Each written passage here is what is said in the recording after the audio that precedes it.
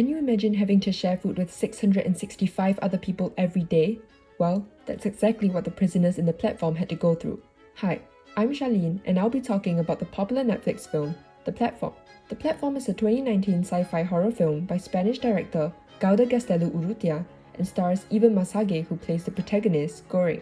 This film follows Goring as he voluntarily enters a prison called The Hole to obtain a diploma. The Hole is designed such that it has vertically stacked cells and a hole in the middle. Each month, 2 inmates are randomly assigned to share one level and are fed via the platform, which is filled with a feast. Since the platform only descends through the tower once a day and stops at each level for only a set length of time, inmates at the top levels become selfish and refuse to ration the food. This results in conflict and murder, as inmates on lower levels have not enough to eat, and many either resort to cannibalism or starve to death. For this film, I'll be focusing on analysing the cinematography and mise-en-scène. Firstly, the cinematography. Throughout the film, the lighting is generally darker, which gives the film a more mysterious look since there are many unknown elements in the movie that are not revealed. The prison is also being lit up with cooler tones like blue and green, which are usually associated with coldness, isolation, and sadness, which accurately represents the emotions of the prisoners. One can also notice the change in lighting in this scene as it becomes exceptionally blue when it gets colder in the cell, but as soon as Goring discards the food, the lighting returns to the film's original color, allowing viewers to infer that temperatures in the cell have returned to normal. Furthermore, the lighting is always red when the prisoners are sleeping. The color red gives off a sense of uneasiness and danger.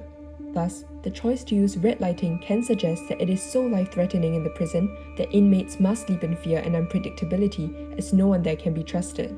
Moving on to shot sizes, many close-up and extreme close-up shots were used throughout the movie, as if the cinematographer wanted viewers to discover things alongside with the characters. During Goring's first 2 months spent in the hole, extreme close-ups of his eye were shown first, before revealing the level he had ended up on. Since viewers are compelled to concentrate on Goring's eyeball as we watch him frantically gaze about, this helps to effectively represent Goring's feelings. It also piques viewers' curiosity about his surroundings due to the tight framing of his eye, which is precisely how Goring was feeling at the moment as well after entering this unusual prison.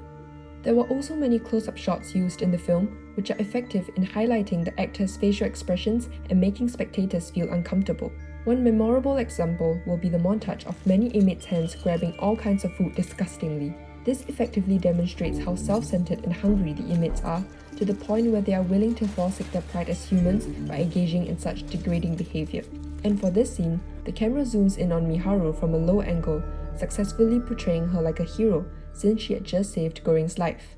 Next, I'll be moving on to mise-en-scène. Firstly, the costume. Just like any other prison, inmates in this movie are also all dressed in the same outfit, suggesting that they have the same status inside the hole. However, we know this isn't true as higher-level inmates despise those at the bottom. This gives viewers a clue that the hole isn't a normal prison. Secondly, the props. During their stay in the hole, each inmate is allowed to choose any item to bring inside, and Goring chose the book The Ingenious Gentleman Don Quixote. Don Quixote means someone who is adamant about changing what is wrong, yet goes about it in a silly or impractical manner. Similarly, this accurately describes Goring's personality in the film, and the book gives the audience a subconscious clue about his character. Another example of props will be the feast on the platform. One can easily notice that all the food is very grand and thoroughly prepared. This shows the chef's pride in the food they make and their high regard for cleanliness. Yet, this is contradicted by how the inmates are carelessly stepping on and devouring the food in a dehumanizing way, emphasizing the terrible living conditions in the hole. This next close-up shot of Goring's cigarette is also very interesting. It shows this blue light which is similar to the lighting in the hole, and the cigarette butt is slowly disappearing, with thick white smoke then filling the screen. Since the next scene shows Goring asking Imoguri for assistance in leaving this jail, I believe that the thick white smoke here indicates that Goring is feeling trapped, and the fading cigarette butt reflects Goring's losing ability to continue surviving in the hole. Lastly, the music. Composed by Aranzazu Kaleha, the soundtrack of the platform Rutinas was used quite a lot throughout the film. What struck me most was when the same piece of song was used for 2 montages with very contrasting scenarios. In the first montage, it shows how Goring progressively becomes more like Trimagasi, and we can notice that they're beginning to bond and get closer.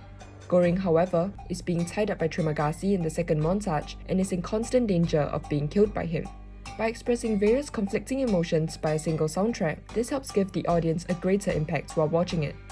In conclusion, I would highly recommend watching The Platform, as it shows the harsh reality of social hierarchy and serves as a helpful reminder for us to always treat people with kindness and respect, since we may not always be at the top in life. However, the platform has an ambiguous ending which left me feeling confused as well.